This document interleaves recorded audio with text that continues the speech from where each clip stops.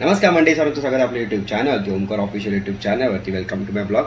आणि आजचा थंबनेल सर्वांनी पाहिला आहे. आज आपल्याला आहे शो म्हणजे गजानन महाराज यांचा प्रकट दिन आहे. त्यानिमित्त आपल्याला शो आहे. मला जायचं आहे आज मांडूपचं बोलतात ना एक उत्तम असा, म्हणजे मी आत्तापर्यंत त्यांचे कधी शो केले नाहीत आणि आत्तापर्यंत त्यांना फक्त मी स्टेजवरती पाहिलं आहे किंवा यूट्यूब किंवा सोशल मीडियावरती त्यांना मी बघितलं आहे आणि लाईव्ह शोसुद्धा त्यांचे बघितलेले आहेत. एक उत्तम निवेदक म्हणून असं मला म्हणावं लागेल तर किरण खोत सर यांचा शो आहे. तिकडे आपल्याला जायचं आहे. काल रिहर्सल होती आणि आज त्यांच्या शोला जायचं आहे. गजानन महाराजांचा आज प्रकट दिन असल्यामुळे त्यांचा शो आहे आणि त्यांचा संगीत विद्यालय असं त्यांची एक स्वतःची अकॅडमी आहे. तिथे पूर्ण संगीत क्षेत्रातलं आपले जेवढे इन्स्ट्रुमेंट आहेत तिथे शिकवले जातात. आवाज नावाचं संगीत विद्यालय आहे त्यांचं.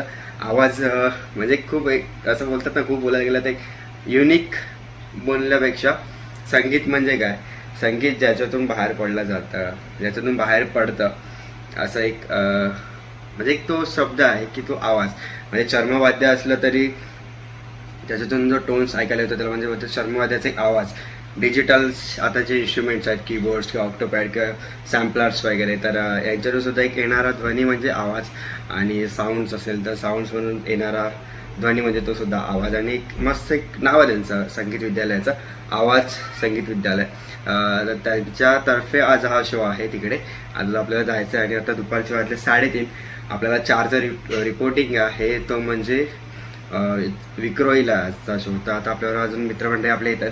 सो ब्लॉग आजचा एन्जॉय करा. कसं वाटतं ब्लॉग नक्की सांगा. नवीन असं चॅनलला सबस्क्राईब करा. व्हिडिओ आवडला तर लाईक करा, कमेंट करा कसं वाटतं शो. आणि आता नवीन आपले चॅनलवरती व्हिडिओ लवकरात लवकर अशी ब्लॉग आता येत राहणार आहे. जो गॅप गेला होता तर गॅप पूर्ण फुलफिल होणार आहे आणि नवीन व्हिडिओ आता आपल्या चॅनलवरती येत राहणार आहे. सो चला आता भेटूया डायरेक्ट. आता निघूया आपली गाडी काढूया. आज बाईक असल्यामुळे थोडा इश्यू होतो ट्रॅव्हलिंगसाठी. जेव्हा स्कूटी होती तेव्हा कसं होतं की पुढे सामान ठेवलं की जायचं, पण आता बाईक असल्यामुळे ती बॅग वगैरे सर्व गाडीची सेट करूनच हेल्मेट वगैरे प्रॉपर जावं लागतं. चला आता भेटूया. आता योगी भेटतो. आज योगी येतो आपल्यासोबत जरा, तर आपण सर्व आता एकत्र निघूया. चला भेटूया आता डायरेक्ट शोच्या ठिकाणी. सो गाडी इकडे आता पार्किंगला लावली आहे. गाडी चला पोचून घेतली चकाचक. अरुबाई आलाय स्टँडची बॅग घेऊन आणि या स्मित बाय हे शाळेतले आमचे 2 फंटर आहेत, आपल्याच इकडे असतात, फुल हेल्पफुल आहेत आपल्यासाठी. चलो सेटअप रेडी झाला आहे. असं कायची स्टँडची बॅग बी घेतली अशी कायची. गाडी रेडी येते. चलो ट्रेडिशनल कपडे त्याच्यामुळे पूर्ण इनकम्फर्टेबल आहे आपण आज. चलो फायनली पोहोचलो सेटअपवरती. तर जाऊयात, सामान ठेवूया. आपले मित्र भेटले ती पॅन्ट शर्ट. योगी सुद्धा आला सोबत आहे. योगी सोबत आहे. जाऊया पहिला सेटअपवर सामान ठेवते. सेटअपमध्ये म्हटलं इकडे भजन चालू मस्त इकडे बघा आतमध्ये.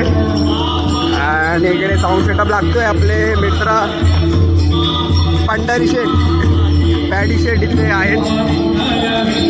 ऊन लागतं एवढं, उन्हापासून लपण्यासाठी ते बघा जागा कशा करून घेतात, लपा. सो म्हणजे आज संध्याकाळचा स्नॅक्स म्हणजे शेवपुरी. थोडी भूक लागली होती, बोलू खाऊन घेऊ एकदा. मग रात्री कसं म्हणजे आपण ऑफिसला पोहोचणार, थोडं खाऊन घेऊया शेवपुरी. तर म्हणतं इथे भजन चालू आहे. संध्याकाळचे वाजलेत बरोबर 5:22. इकडे अजून ऊन काय ओसरला नाही आहे. मस्त बॅनर आहे इथे. बॅड ऑक्टोपॅड लावून घेतला आहे पण ऊन अजून उसरत नाही आहे. इथे जरा सुद्धा येतं आहे. कीबोर्ड ठेवलेला अजून पूर्णचा सेटअप आहे. इकडे मस्त की साऊंड सेटअप सुद्धा रेडी आहे. पॅडी शेट यांचा इकडे ऑपरेटिंग इथून पूर्ण इव्हेंटसाठी मैदान. फ्लाइंग सेटअप आहे. Flying liner is base light setup वगैरे आता चालू टोटली. चलो रेडी आहे. अजून आमचे इन्स्ट्रुमेंट इथे आलेले आहेत. प्लेयर्स आले थोडे फ्रेश व्हायला गेलेत.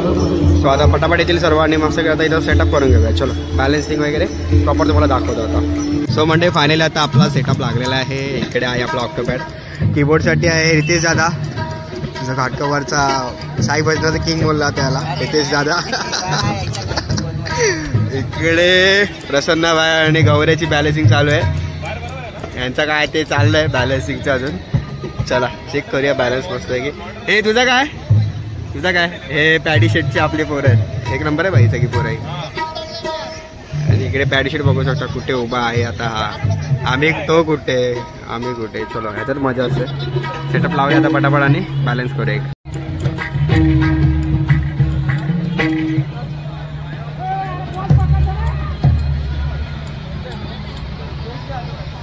सो फायनली आता टीम पूर्ण बसलेली आहे. रितेश दादा आपला ऑक्टोपॅड, सर्व खाली सिंगल्स टीम आहे इकडे. आणि आपण त्यांच्या शोसाठी आलेलो आहे त्यामध्ये किरण दादा, एक निवेदक आणि मस्तपैकी सिंगर. प्रथमा वंदन तुला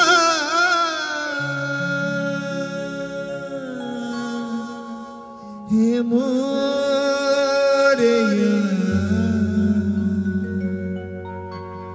श्री गजानना.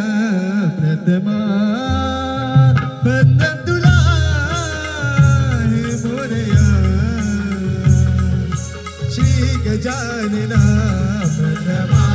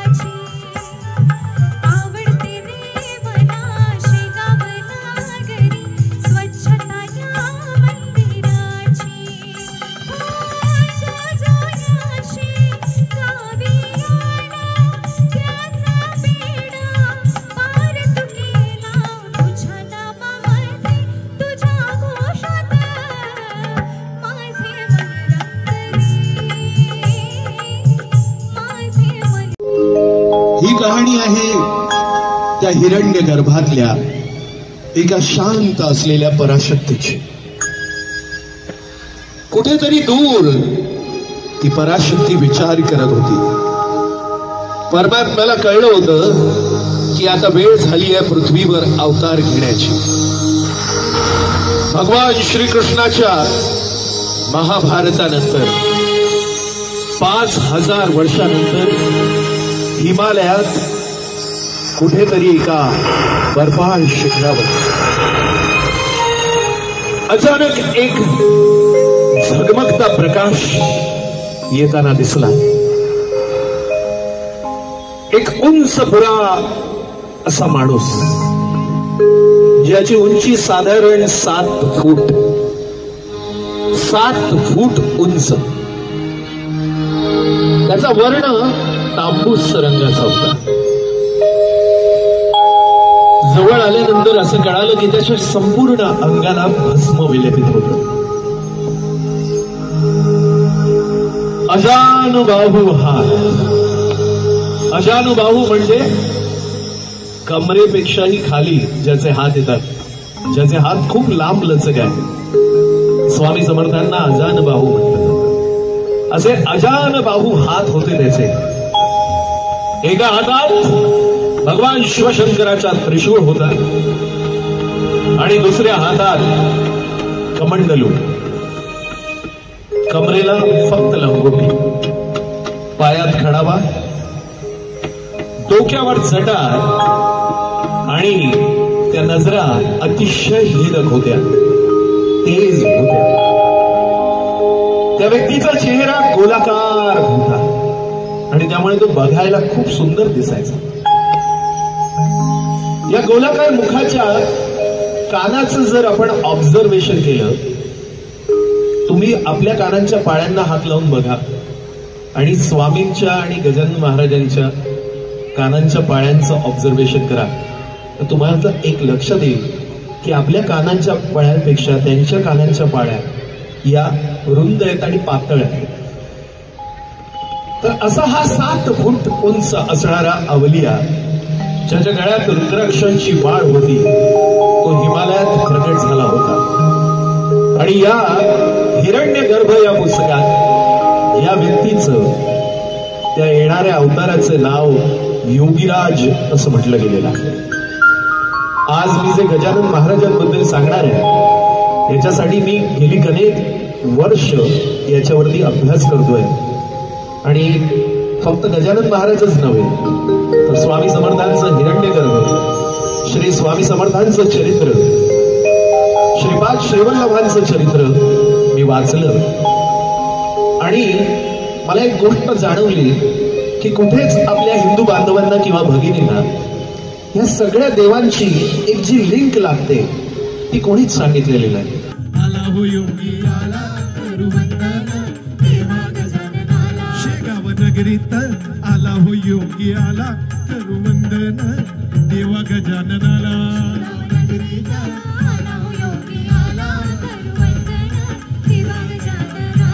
दत्त गुरूंच्या प्रेमळ अवताराला, दत्त गुरूंच्या प्रेमळ अवताराला मागूया जोगवा जोगवा गजाननाला, जोगवा जोगवा गजाननाला.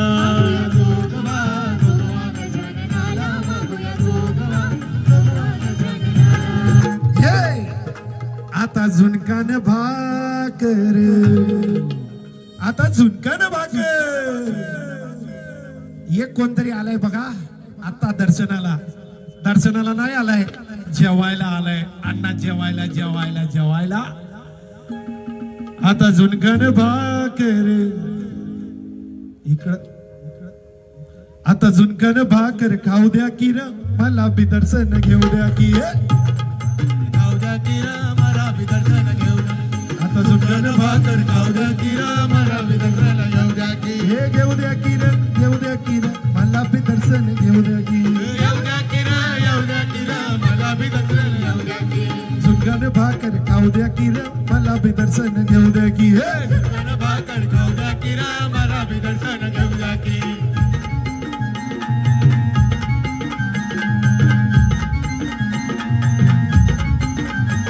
त्या शेगावचं मंदिर लय लांबच हाय लय दूर. त्या शेगावचं मंदिर लय लांबच हाय लय दूर. म्हणून लाडक्या गुरुमाऊलीला आज इकरोळीत आणलंय खरं. म्हणून लाडक्या गुरुमाऊलीला आमचे बम राऊत सर, आमचे बम राऊत सर. आपण सगळी 33 कोटी देवांना पूजणारी मंडळी कोणाकोणाला पूजायचं असाही प्रश्न कधी कधी येतो. सोमवार आमच्या शंभू महादेवाचा, मंगळवारी आमचे गणपती बाप्पा, शुक्रवारी आमची संतोषी माता, गुरुवारी स्वामी समर्थ साईबाबा गजानन महाराज आहेतच. काही नाहीये, ही सगळी एनर्जी आहे, ही त्या निराकार असणाऱ्या शक्तीची वेगवेगळ्या ठिकाणी येऊन दिलेली सिद्ध साकार रूप आहेत, इतकंच. चुकलं तुझं पाळगाई रडत धाई धाई ग. चुकलं तुझं पाळगाई आई ग.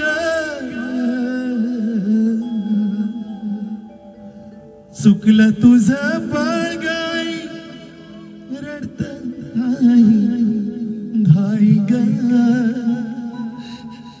रडत धाई धाई ग. ये ना माझे आई ग, तो ये ना माझे आई ग.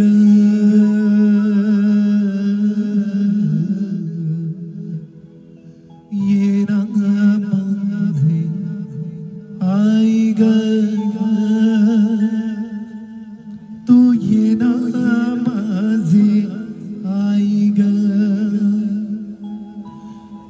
चुकलं तुझं बाळगाई रडत धाई धाई ग रडत धाई धाई ग ये ना माझे आई ग ये ना माझे आई ग ये ना माझे आई ग ये ना माझे आई ग ये ना माझे आई ग ये ना माझे आई ग ये ना माझे आई ग ये ना माझे आई ग चुकलं तुझं बाळगाई रडत धाई धाई ग चुकलं तुझं बाळगाई रडत धाई धाई ग रडत धाई धाई ये ना माझे आई ग ये ना माझे आई ग ये ना माझे आई ग ये ना माझे आई ग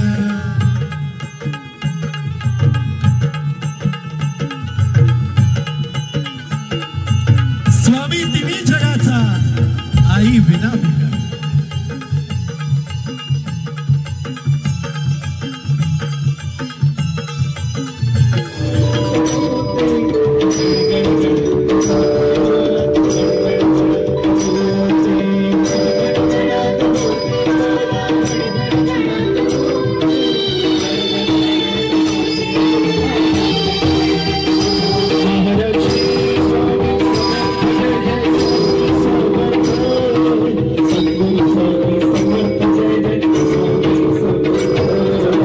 म्हणजे फायनली आता शो संपला आणि आता जायचं ऑफिसला आणि ब्लॉग एंड नाही झाला अजून ब्लॉग पुढे आहे पेंडिंग का ते सांगतो.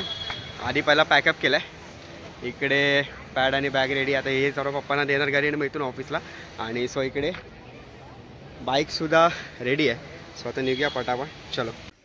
तर मंडळी कालचा शो संपल्यानंतर आपण गेलो डायरेक्टली ऑफिसला आणि आता ऑफिसवरून आलो घरी आणि आता मस्त एक फ्रेश झालो आणि बोललो कालचा ब्लॉग आहे ना तो एंड करायचा आहे कारण की मी तो ब्लॉग अर्धवट ठेवला होता. का कारण त्याचं कारण सांगतो. कालचा शो तर एकदम उत्तम झाला मला म्हणजे त्यांची गाणी होती गाण्यांप्रमाणे त्यांचं निवेदन म्हणजे ऑलरेडी मी ऐकायचं पण निवेदन आवडलं ना म्हणजे एखादा निवेदन असेल निवेदक असेल तर तो निवेदन कसा करेल. एखादं गाणं असेल समजा ब्रह्मा विष्णू आणि महेश सामोरे बसले मला हे दत्तगुरू दिसले तर त्याचा एक एक्सप्लेनेशन एकदम शॉर्टकटमध्ये करेल एक 30-40 सेकंदामध्ये करेल. पण किरण सरांचं कालचं एक्सप्लेनेशन होतं ना ब्रह्मा विष्णू महेश त्यांची जेव्हा ती बालका झाली ती जी स्टोरी आहे ना आणि जे अध्यात्मामधून असतील जात असतील त्यांना ती माहिती मला सुद्धा माहिती आहे ती स्टोरी. सर त्याच्या सरांनी ती एक्सप्लेनेशन केली ना याच्यातून असं साध्य होतं की म्हणजे जी समोर बसणारे जे प्रेक्षक वर्ग असतात त्यासोबत लहान मुलं जी असतात ना त्यांना या गोष्टी कुठेतरी माहीत पडतील म्हणजे किंवा त्यांना जर माहीत नसेल तर त्यांना या गोष्टी कुठेतरी माहीत पडतात आणि त्यांचं एक म्हणजे डोक्यामध्ये सेट राहतं. आणि आता जी यंग जनरेशन आहे ती सध्या मोबाईलमध्ये घुसले त्यांना मोबाईलमध्ये कोण नाही सांगू शकत. अशा प्रकारे कसं त्यांना समजून मला असं आवडलं ही कन्सेप्ट त्यांची खूप आवडली मस्त वाटला शो. ॲक्च्युली काही टाईम लिमिट्स असतात त्याच्यामुळे मला वाटतं की त्यांनी पटापट शो आटपला. पण आता यंग जनरेशनवरून बोलतोय तर कालचा पॉईंट असा होता यंग जनरेशनवरून की बघा म्हणजे मी लिटरली डायरेक्ट बोलतोय आता जी यंग जनरेशन आहे ना त्यांना कुठल्या गोष्टीचं भान नाही आहे बघायला गेलं तर. आता आम्ही तर 90s मधले आहोत. ॲक्च्युली कालच्या शोला नाही असं पण याआधीसुद्धा मी खूप वेळ ऑब्झर्वेशन केलं आहे की आपली जेव्हा धार्मिक स्थळं आहेत ठीक आहे त्या ठिकाणी जाता कुठेतरी लेडीज म्हणण्यापेक्षा हां लेडीज आणि यंग जनरेशनच्या ज्या मुली आहेत त्यांनी कुठेतरी आपली स्वतःचं एक कपड्यांचं ना भान ठेवलं पाहिजे. आपण पार्टीज वगैरे जातो बाहेर जातो या पब वगैरे it's okay chill man but अशा ठिकाणी धार्मिक स्थळांना जाताना पूजापाठ या ठिकाणी त्या ठिकाणी तुम्ही तुमच्या कपड्यांचं आहे ना भान ठेवलं पाहिजे असं मला तर लिटरली वाटतं. आणि मुलींना सांगण्यापेक्षा त्यांच्या आईवडिलांनी ह्या गोष्टी कुठेतरी बंधनं ठेवली पाहिजेत यार. मग नंतर इश्यू झाला ते आपण जागे होतो ऐसा व्हा वैसा व्हा भाई तभी नाही. आत्ता काय ते तुम्ही जागे झाले पाहिजेत जेणेकरून आपली धार्मिक स्थळं जी आहेत त्या ठिकाणी तुमचा एक पेहराव असला पाहिजे. एक आपली संस्कृती आहे ती देवधर्म आपण ही संस्कृती आपली जपत असतो पुढे फक्त ते गुढीपाडवा आला 1 मे आला महाराष्ट्र फक्त तेव्हा नववाऱ्या साड्या नेसून फेटाफेटा घालून नथबीट घालून ते टिको मिको करू नको. तर म्हणजे सगळ्यांना जसा बोलण्याचा हा हेतू नाहीये तर म्हणजे भरपूर स्त्रीवर्ग हा आपल्या संस्कृतीला जपूनच असतो. पण काही काय आता मी काल सुद्धा म्हणजे बघितलं ऑन स्टेजचा आम्ही स्टेजवरती वरती बसलेलो असतो पॅड प्लेअर आहे तर मी असं वर असतो स्टेअरवरती. माझं लक्ष गेलं की म्हणजे असं समोर जे प्रेक्षक वर्ग होते त्याच्यामध्ये लक्ष गेलं माझं की असे मुली जाते काय ते फ्रॉक बोलतं फ्रॉक लहानपणी घालायला भेटलं तर आता घालतात हे पोरी तर ते फ्रॉक वगैरे घालून शॉर्ट्स वगैरे घालून त्या पूजेच्या इथे पाया पडायला. सो हे कुठेतरी असं वाटतं की लिटरली चुकीचं आहे. सो माझा बोलण्याचा हेतू हाच होता की तुम्ही कुठेतरी आपली संस्कृती जपली पाहिजे. जास्त काय बोलायचं नाही याच्यावरून. आणि कोणाला काय इश्यू असेल तर ते डायरेक्ट खाली कमेंट करा, आपल्याला काय प्रॉब्लेम नाही, उत्तर तोंडावर लगेच भेटतील भाई. सो असा काहीसा आपला आजचा व्हिडिओ होता. व्हिडिओ आवडला असेल तर नक्की लाईक करा, कसा वाटतं व्हिडिओ कमेंट करा. नवीन असाल चॅनलला तर नक्की सबस्क्राईब करा, की आता नवीन नवीन व्हिडिओ आपल्या चॅनलवरती येतच राहणार आहेत. म्हणून तरी थोडा गॅप येलेला, आता हळूहळू शॉर्ट्स व्हिडिओ आणि कन्सेप्ट आता येत राहणार. आणि आता मेन म्हणजे खास करून कोकणकरांचे आपले, मी कोकणी आहे, दापोली माझं गाव आहे. सो सगळ्यांना भरपूर जणांना माहिती आहे आपल्या चॅनलवरती. आता मस्त गावी त्याचं प्लॅनिंग रेडी आहे, गाडी वगैरे जरा मॉडीफाय वगैरे थोडा हटके काहीतरी थोडंसं चाललंय, गाडी गावी घेऊन जायचं चाललंय. सो असं काहीतरी कोकणचे तर ब्लॉग तुम्हाला पाहायला भेटणार आहेत. माझ्या गावातली काही संस्कृती आहे, खास माझ्या गावातली गोष्ट आहे, तिथे आपल्या ब्लॉगमध्ये तुम्हाला नक्की पाहायला भेटणार आहे. सो ब्लॉग कसा वाटतोय नक्की सांगा. चला भेटू आता पुढच्या ब्लॉगमध्ये, तोपर्यंत जय महाराष्ट्र.